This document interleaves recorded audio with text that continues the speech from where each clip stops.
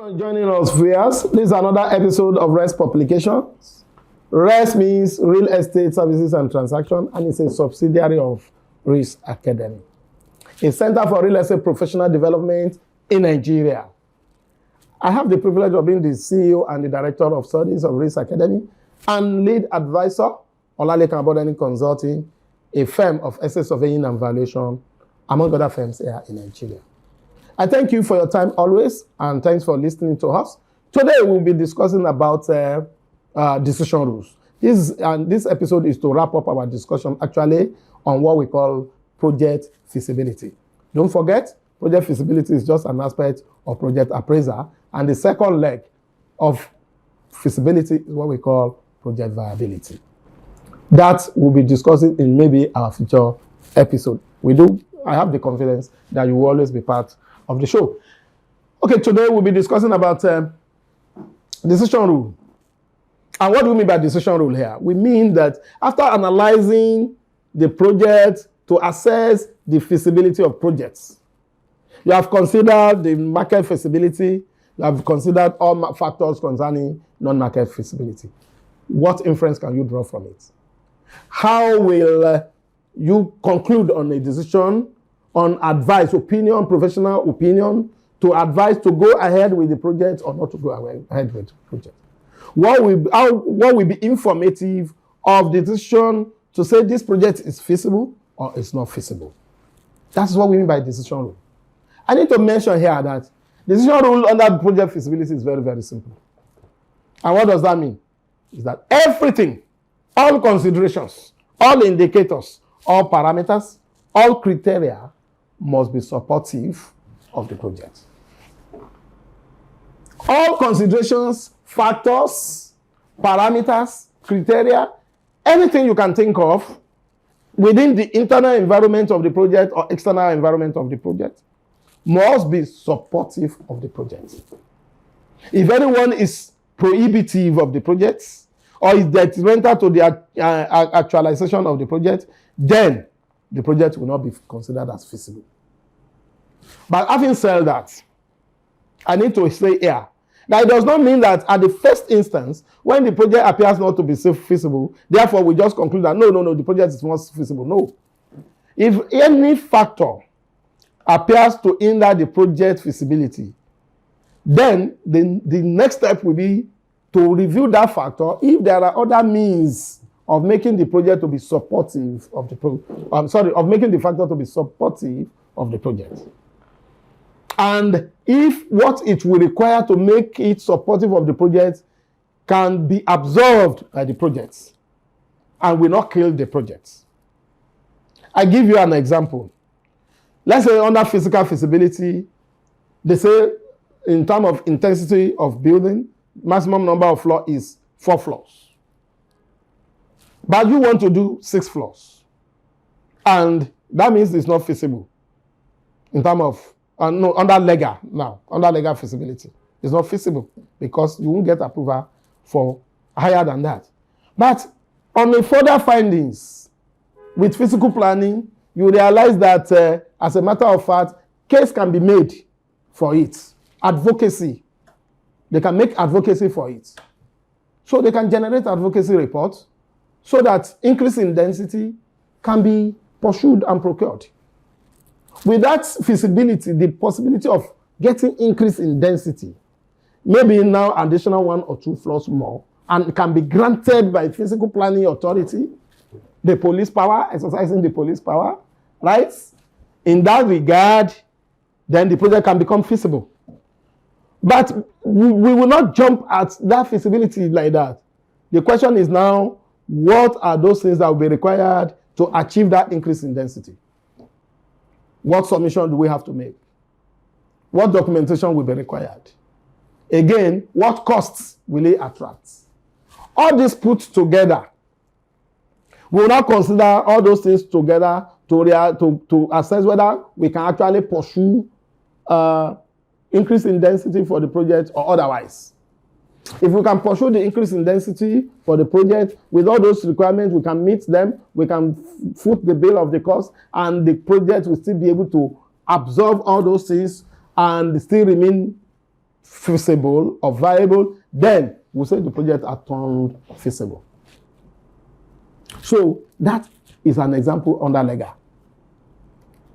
But where there is no room for increase in density, no advocacy report can even do it, then it's not feasible. Or where the cost of achieving that increase in density is so prohibitive to the project. Legally speaking, because of that, the number of flaws, then we say that project is not feasible legally. The moment the project is not feasible legally, that means totally, the totality of the project means that is what? Is not a feasible project. So the decision rule there is not a question of maybe you will have to now rate all your factors or all the considerations and now say you score it 78%. That's not where you have cutoff mark. No. The decision rule here does not require cutoff mark. Even if you have 99% and it's only 1% that hinders this project delivery, the whole project is not feasible. That 1% that does not make the project feasible implies that the project is not feasible at all. But where we have the case of such, as I said earlier, then we consider, can anything be done concerning this factor that is hindering this project feasibility? If yes, fantastic. I'll give you another example. Under legal, the third party claim. We appraised the project. I think I mentioned that in one of our past episodes. And we realized that there is third party claim in terms of people, the marketers, the existing marketers in the market that is to be developed, which we appraised. Then the question is, okay, this third-party claim, some of them have some stores they have developed there. They have been there for years. You can't just dislodge them. How will you accommodate them? How will you shut out and address address them as stakeholder, address their need? Not paying attention to their need is a third-party claim that makes the project not to be feasible legally. And not having measures of taking care of their needs, or where the project cannot support their need or their requirement, then it's not feasible legally. But that does not mean you fold them. There are third parties there. And hence, because they are there, there is third party claim, therefore it's not feasible legally. No. It's not a question of what would likely be their claim. You will now engage those stakeholders, get the stakeholders their requirements, try as much as possible to analyze and put up even your strategies. Like, for example, one of those strategies could be to get the executives of the market or the leaders of the markets and strike deal with them. Part of the deal could be that you sell to them at reduced rates, for example. Can the project support it at that point? If yes, then non-feasibility turns to feasibility now. So in terms of decision rule there, even if it is 1%, just, in fact, let me put it this way. Under each of the major parameters, if you just have one factor, let's say a parameter has about 3, 4, 5, 10 factors that you are considering, and one out of the 10 factors prove to hinder the delivery of the project, the whole of that parameter means it's not feasible. And not only that, the entire project itself, the delivery of it, you can't realize it. But where you have such, you now think of, is there anything that can be done? If anything can be feasibly done, then the project turns feasible. But if anything cannot be feasibly done, then the project remains not feasible. So, to professionals like me and to investors, to those of you that will consume visibility reports or take decisions based on feasibility assessments, let us take notes of that. It is not a question of ranking or rating or scoring. It's a question of assessing each and every one of them, and all of them must be must support the delivery of the project, must be feasible, must be that there is none that hinders the delivery of the project, or that if they will hinder the delivery, or anyone will hinder the delivery of the project, it can be worked upon to now to reduce that impact or to eliminate that impact so that it will not constitute hindrance to the delivery of the project. This is the decision rule. And this is what I have for you now.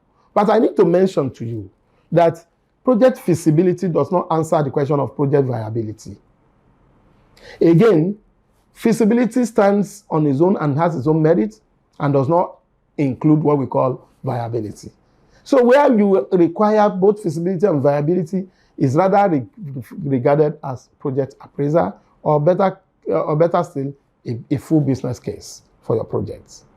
So if your project now turns feasible, based on the decision rule that I've explained now, then the next phase for your project delivery will be to assess the project's viability. When you realize that you can do the project is actualizable, realizable, the idea is practical, it can be achieved. The next question will now be a question of reasonability. Is it reasonable for us to do it at all? Is it justifiable for us to do it at all? And that is question of viability.